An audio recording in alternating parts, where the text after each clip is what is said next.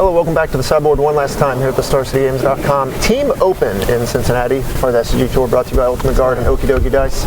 I'm Nick Miller alongside our now champions, Freddie Crespo, Joe Ambrosio, Chris Miner. Congratulations. Thank you. Thank you. We got to talk about Modern first because that's kind of the big name of the game last week. Everyone was on Phoenix. You came to bat with Tron, Joe, and it's a deck that we saw show up and do well against Tron last weekend in all the events. You said you were 7-1 against it on the weekend. Yes, sir. So if you want to beat Tron, or if you want to beat Phoenix, this is where you want to be, I have to imagine. Yeah, it's still rough. It's still favorable.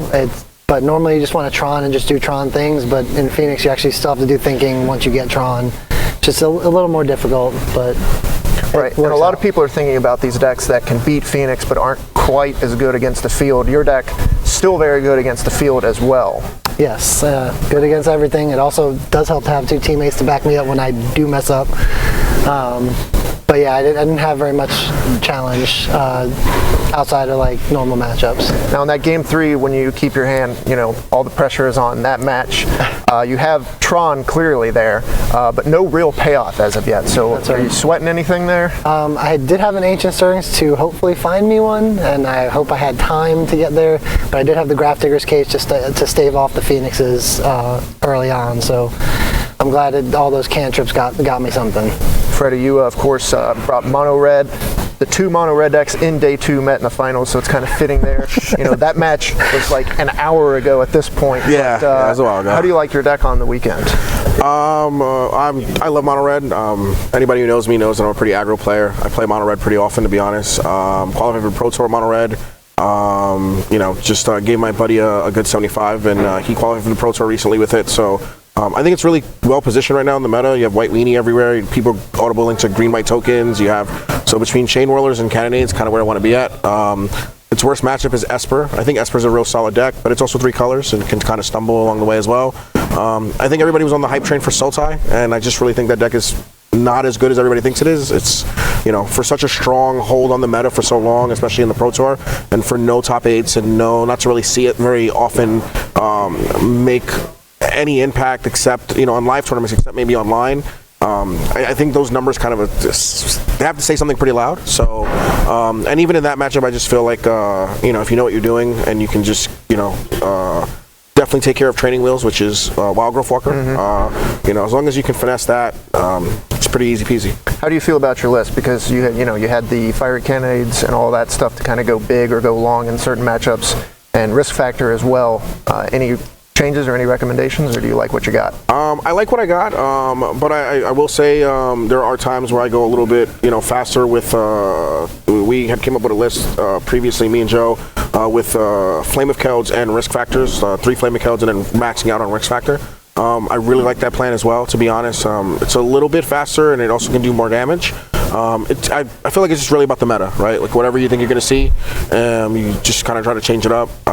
You know, I like Frenzy as well. I'm just not as high on it with Mortify in the format, and you know, if I think I'm going to see a million Vivian Reeds, you know, tapping out to play Frenzy on 4, and then Vivian Reed coming down and just saying no, it's just like a wasted turn, and that's kind of not where I want to be at. Yeah. So, you know, I just felt for this tournament and what I thought people were going to be on, a nice even 2-2 split, and then just, you know, kind of change from my board from there on, would hopefully get me there, and that my teammates can do the rest. Right, and Chris, you know, you brought 4-color loam. This is a deck that I think is just criminally undervalued in the Legacy format. It took down at Open last year. We agreed. You know, with the rise of Izzet Delver, you know, a couple weekends ago in Syracuse, it looks like these D&T / you know, 4-color loam decks are in a pretty good spot.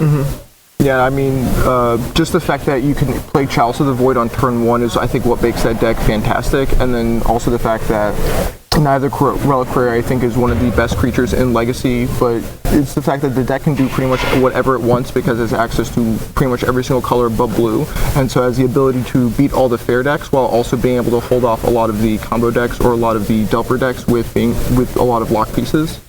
The only downside of the deck is I feel that the mana base is somewhat inconsistent, especially if you don't get your Mox Diamonds in early, and that can actually cost you a lot of games.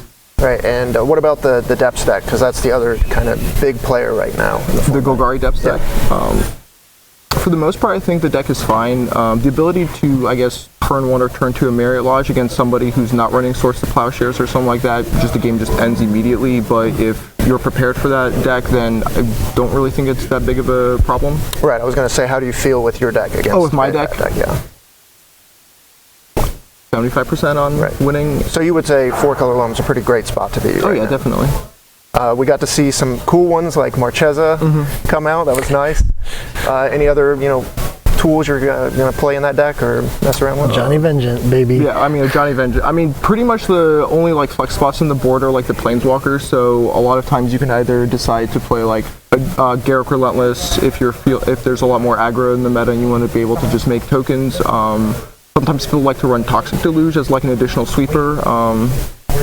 So at the same time, and then I guess there are times where I kind of want to cut a Cindervines for a choke, just if Miracles is like really, really big, but Cindervines is already just incredibly strong against so many different decks in the format.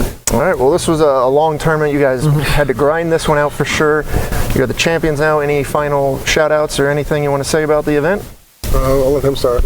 Boom, boom, firepower. I actually have another team back in Charleston, but I came with these two knuckleheads and we made it happen. They had my back, I had theirs. So I definitely want to say a couple shout outs to our teammates back home. Like, we have a pretty solid playtest group that we've really put together in Charleston and also in Brooklyn, back home where I'm from. And also for me, special shout out to my daughter and my girlfriend. They are the most amazing support for me, and without them, I wouldn't even be back playing. I just came back a year ago, not even. So to be on the Pro Tour and then win this now, it's definitely between them and great friends. Life's really good right now. Great friends, great family. That's the name of the game. Magic championships are also pretty nice. So congratulations. Thank you. We're going to send it back over to Matthias and Emma to close it out here in Cincinnati.